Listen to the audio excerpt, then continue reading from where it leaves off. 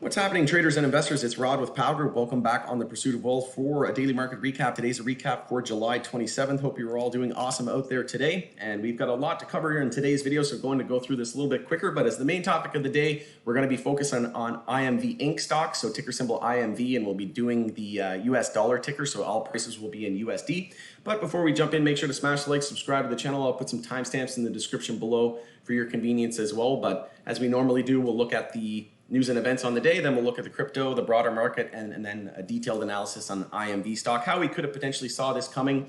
So IMV did start daily consolidation today, how we could have profited from this huge move, and what to expect in the days and weeks ahead. So IMV was skyrocketing the last couple of days, and that comes after Wells Fargo initiated coverage of IMV with an overweight rating and a $14 price target. So again, we'll look at that chart here in just a moment.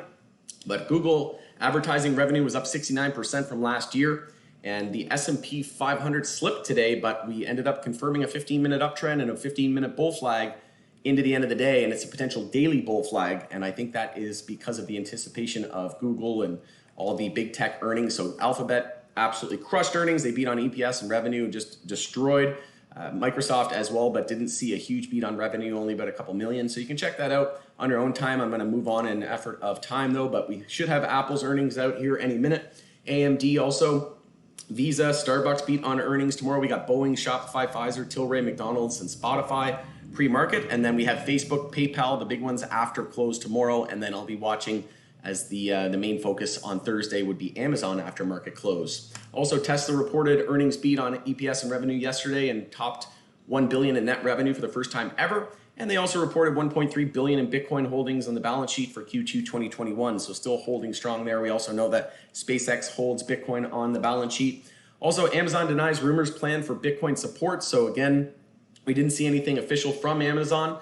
We know that they were accepting a job position. They were looking for a person in blockchain and cryptocurrencies. But until it could be something in 2022, right, that they accept Bitcoin for payment or they have their own cryptocurrency. But we need to see official confirmation from Amazon. But a lot of people are wondering, well, what caused the spike in the market? Well, if you looked at the news from Amazon, the market didn't spike right away. It took some time. And when Tesla announced that it was going to be accepting Bitcoin for payments, the market just skyrocketed, right? But that was actually true. This was actually not true, as Amazon's denying it now.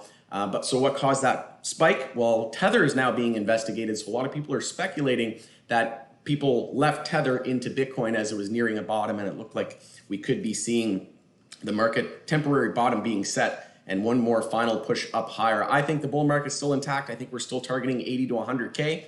But we'll see. We'll see how things go. I recommend USDC as well, which is a stable coin by Circle, while we sort out this uncertainty in Tether. Also, SEC and Ripple rescheduled Hinman's deposition on Ethereum and XRP to today, and that's taking place today. So it's closed to the public, so we should have some updates on that. If you do come across anything on social media, Twitter, that type of thing, let us know in the comments below, as we all are in this together. So Goldman applies to launch decentralized finance ETF. So as we know, until Goldman, JP Morgan, all the major big banks and white shoe boys and girls, until they get involved and find a way to make money, then mass adoption isn't going to happen. But now that they're here, I think mass adoption could be right around the corner. So Binance CEO says he's willing to step down as world's largest, biggest crypto exchange welcomes regulation. So they want to be a financial institution among the entire globe, and CZ said he's willing to step down in order to make that happen. Also, we have a new sponsor in POW Group, so Pure VPN. Make sure to check the link in the description below. You can get up to 73% off, and this is vetted and trusted, and as we know, there's been a lot of hacks lately, so I strongly encourage you to protect your identity online. It's only going to become more of an issue and more of a concern. So as long as you are remaining, diligent and proactive, this can help prevent something. You can be more preventative than reactive. So moving on to the crypto space. So we are bouncing back here. Looks like we have 15-minute uptrends looking to confirm across the board. And we pulled back. We mentioned yesterday that we were probably going to see a daily inside bar today based on the amount of that upper wick and pullback. That's exactly what we have today. So we still have no daily consolidation. So we'll be watching for the low of the day today to hold tomorrow. I mean, we still have 3 hours and 30 minutes left, so we could see daily consolidation today and break the low of yesterday. But we'll be watching for the low of the day today tomorrow to break, as we know that we still haven't confirmed a daily uptrend this move is all coming off the lows, but it certainly does look like our temporary bottom is set. We did have a 4-hour bull flag that confirmed, but ended up not seeing a whole lot of follow through. We got as high as 40,593, so that is key resistance at the moment, which is the high of this bounce, and we pulled back and we're holding EMA 12 here on the 4-hour, but we need to be cautious here of a potential 4-hour lower high and lower low and a confirmed downtrend, which would likely indicate daily consolidation. So again, we'll be watching for the low of the day to hold tomorrow. But moving on to the broader market, so SPY pulled back a little bit there after hours, but still holding the 5-minute uptrend, held EMA 26 there on that pullback as well. But marked the bottom today. I mentioned to private members this morning that I was expecting daily consolidation today and a potential pullback to 435, and look where we bottomed out, 435.99. So it was absolutely perfect. And how did I know that? We had a gap here at 435.72. We pulled back to 435.99. So essentially pretty much filled that gap, held EMA 12, and it's a potential daily bull flag. And if this were our bottom here and we see a bull flag confirm, we need to break 441.03, the all-time high. If we break that tomorrow, then daily bull flag will be confirmed and we could be targeting 450 on SPY, which we've been calling for a very long time. And we did lose the daily uptrend, so this move is all coming off the low. So similar to Bitcoin, is Bitcoin going to follow suit? Is Bitcoin going to see its daily consolidation tomorrow? And then are we going to see higher highs and daily uptrends confirm on both the S&P 500 and Bitcoin? So that will be what bulls will be watching for. Taking a look at the dollar. So we are daily consolidation again today, pulling back on the daily, but held EMA 26. So we're going to be watching to see whether or not it can hold that EMA.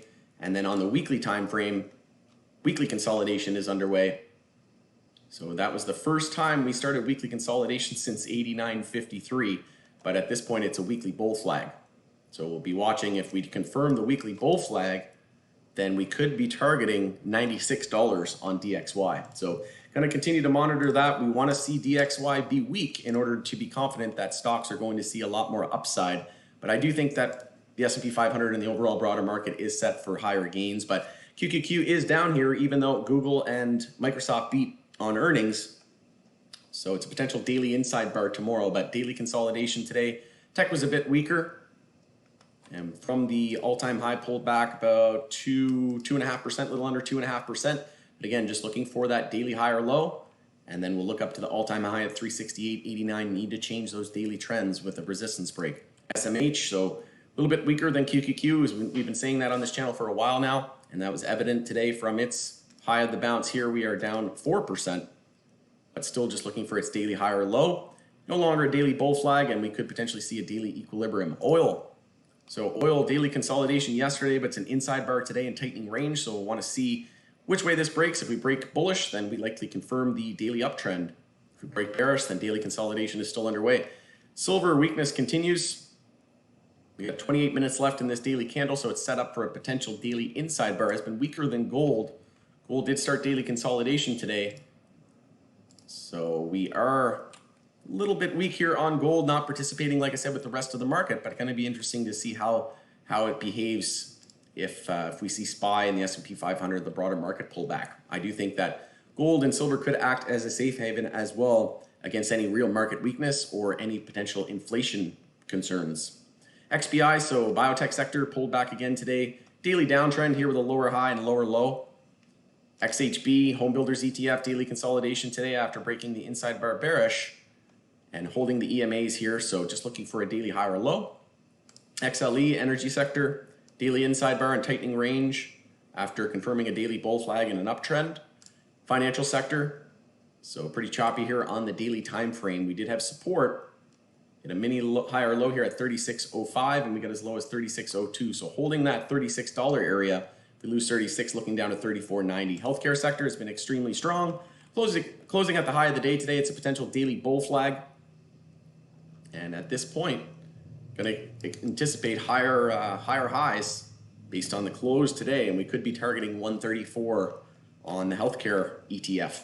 So moving on to IMV. So IMV monthly support was at 135 and we touched down to 131. So if you were bullish on IMV or you were looking for a bullish entry, that was an absolute monster entry and just absolute money if you entered off that 135 support.